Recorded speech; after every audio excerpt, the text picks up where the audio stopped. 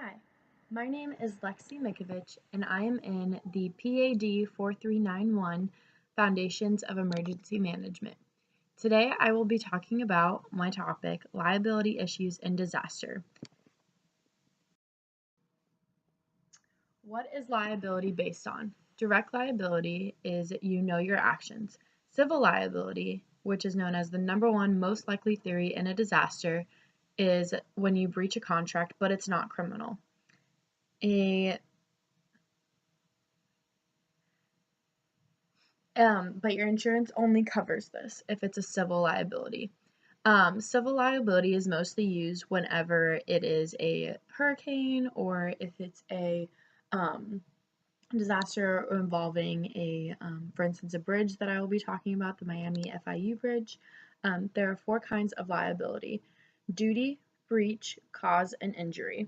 Um, in order for liability to exist, these all must be present. Examples where liability issues have been present in a disaster. Health issues are a big part of a liability because if a exit is out or if an exit is blocked or the exit sign is out, for instance, the power being out, a lot of people can't see, so disasters end up happening, injuries end up happening, which causes a liability because exit signs shouldn't be out because those should be on even though the power is off. Emergency Health Powers Act evolves around this because it is a proposed act written by the Center for Law and the Public's Health to aid the United States state legislators in revising their public health laws to control epidemics and respond to bioterrorism. So pretty much this helps whenever we need to change a law because something is not working out with our health system. Medical Malpractice Act is also another one that influences a disaster and its liability. It's a professional negligence by act or omission by a healthcare provider in which the treatment provided falls below the accepted standard of practice in the medical community and causes injury or death to the patient, with most cases involving medical error. So when something bad happens, for instance, in a medical term, like I had proposed on my example of the lights being out, this would come into play.